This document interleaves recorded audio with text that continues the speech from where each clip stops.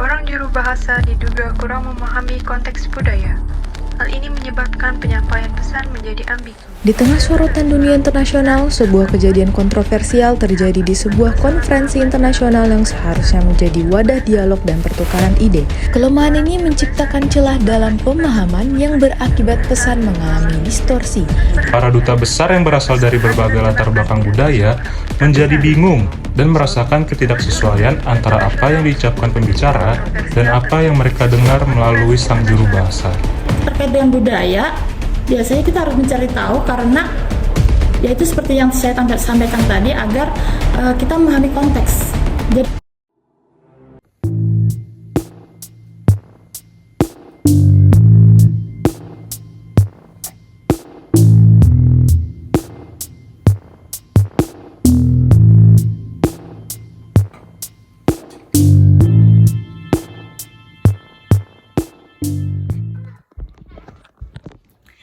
Halo guys, gue Awan. Yap, gue yang ada di berita tadi. Di sini gue mau cerita kenapa gue bisa sampai ada di titik itu. Pengalaman yang paling berharga buat gue. Inilah awal mula dari segalanya. Inilah gue. Setiap kelas penjuru bahasaan, gue nggak pernah bener-bener fokus. Gue sering ngelamun, ngobrol, bahkan main HP saat dosen gue ngasih materi. Padahal materinya penting banget buat kedepannya. Kalau aja waktu itu gue dengerin dan pahamin materinya, pasti nggak bakal ada kejadian kayak gini. Di kantin sekarang ada kebab tau? Hah? Yang di mananya? Di pojok itu, ayo beli. Oh, yang jual sushi itu? Iya, Oh. nanti beli ya, abis Ayo, ini abis oke, ini. yuk, abis ini.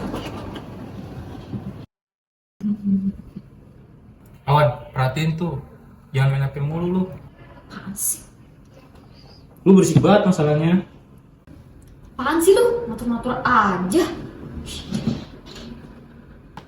Itulah keseharian gue. Nyebelin kan? Tapi ini baru awal. Abis ini, kita bakal lihat kejadian selanjutnya. Hal ini yang bikin gue pede banget jadi interpreter. Waktu itu, gue lagi iseng scroll sosial media. Tiba-tiba muncul iklan lowongan kerja jadi juru bahasa freelance buat orang asing yang sedang berkunjung ke suatu kampus. Lowongan itu nggak ada spesifikasi khusus dan kelihatannya sih mudah. Entah kenapa gue tertarik dan gue coba apply posisi itu. Dan ternyata gue diterima. Nah, pas kemarin gue freelance, itu tuh gampang banget. Orang klien gue cuma ngomong seadanya tentang fasilitas kampus. Di akhir, gue dikasih upah yang lumayan lagi dan klien gue puas akan hasil kerjaan gue. Tapi karena hal ini, gue jadi ngegampangin soal penjuru bahasaan. Bahkan gue sempat mikir, jadi juru bahasa gampang ya. Kalau gini terus, gue gak usah kuliah, mending langsung jadi juru bahasa aja. Karena pemikiran sombong gue dulu, gue jadi ada di titik ini. Awal kehancuran gue. Sulitnya jadi seorang juru bahasa dan bodohnya seorang Awan.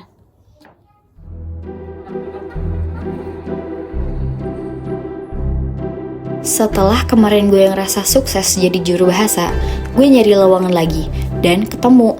Tapi kali ini jadi juru bahasa konferensi, yang sebenarnya waktu itu gue nggak tahu apa-apa tentang konferensi. Doain ya, semoga gue keterima jadi juru bahasa konferensi ini.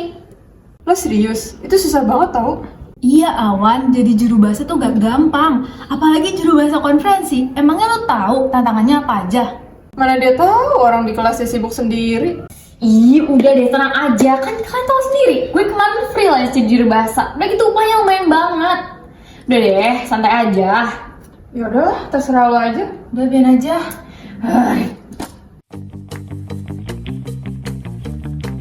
Yap, dan gue diterima jadi juru bahasa konferensi. Dan pada saat itu, gue gak ada persiapan apa-apa. Karena gue pikir, ya gue cuma harus mengalihkan bahasa aja kok. Halo? Awan, lu yakin? Lu tuh belum siap ngambil freelance kayak gitu, Wan. Udah deh, Jo. Stop, tenang aja. Mending lu pulang aja. Bukannya apa-apa, ini tuh demi kebaikan. Halo? Halo? Ya, matiin.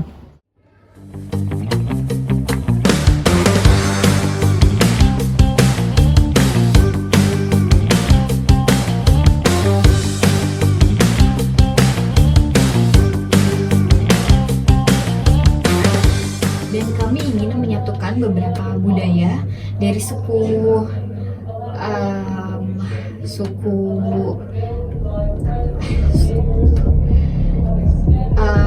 suku Dayak yang memiliki budaya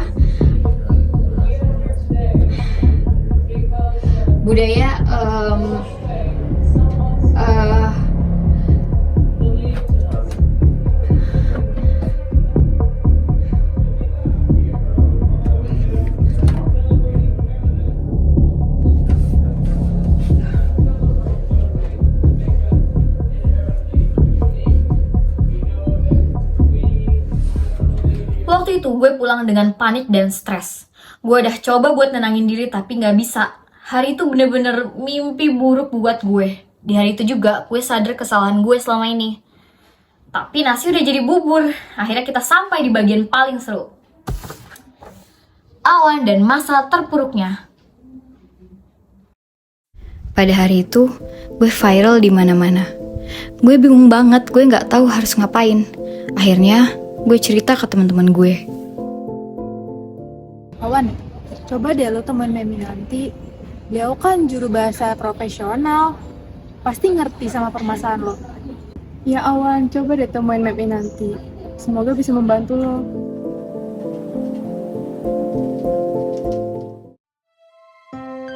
Setelah gue pikir-pikir, ya bener sih teman-teman gue. Akhirnya gue temuin dosen juru bahasa gue, Mem Inanti. Saat itu, gue minta maaf ke beliau karena gue nggak pernah belajar sungguh-sungguh dan selalu mengabaikan ilmu-ilmu dari beliau. Tantangan terbesar adalah kemauan untuk belajar. Belajar dan belajar bukan hanya tentang teknik penjurubahasaan, tapi tentang topik yang dibawakan. Jadi kalau kita mau melakukan penjurubahasaan, kita harus tahu dulu apa topiknya. Ya, kalau topiknya sudah tahu, kita harus mau belajar, kita cari. Kan sekarang ada internet, jadi bisa belajar di internet. Katakanlah kalau topiknya adalah perubahan iklim, cari tahu apa itu perubahan iklim, apa itu istilah-istilah yang biasa dipakai dalam perubahan iklim. Kita nggak bisa hanya masuk dan merasa saya bisa bahasa Inggris kok, jadi bisa melakukan penjurubahasaan tanpa tahu topiknya. Itu tantangan terbesar dari seorang juru bahasa, belajar. Gak ada yang bisa kamu lakukan, sudah repot kan? Iya, mau tidak mau, paling dapat teguran. Ya, karena itu artinya apa? Artinya mungkin kamu tidak belajar. Kamu belajar nggak? Kalau nggak belajar, ya begitu jadinya. Harus tahu dulu tentang apa. Kalau ini adalah tentang dua pihak mau bernegosiasi, cari tahu negosiasinya tentang apa. Siapa pihak pertama, siapa pihak kedua. Kan ada internet, bisa dicari di internet. Ya, kalau sudah membuat kesalahan, kalau sudah repot lagi kemarin, nggak ada yang bisa kamu lakukan. Ini bukan penerjemahan. Yang bisa, akhirnya bicara sama editor dan bilang saya ubah deh gitu. Kalau menjadi bahasanya sudah lewat ya, lewat. Ya Mem, saya harus belajar lagi ya Mem. Harus. Makin saya sama Mem, doakan semoga saya sukses bikin depannya Mem. Harus mau belajar, itu kuncinya. Ya, dan jangan anggap enteng yang namanya kegiatan penjurubahasaan. Oke? Belajar baik-baik. Makasih ya Mem. Setelah dengar perkataan Mem Inanti, gue ngerasa lebih baik. Gue sadar gue gak boleh terus murung kayak gini dan gue harus bangkit untuk memperbaiki kesalahan gue.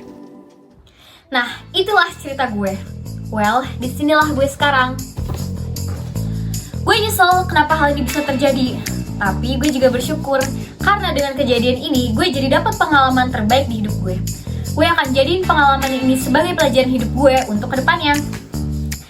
Plus, gue juga bersyukur punya teman-teman kayak mereka yang selalu ada di hidup gue.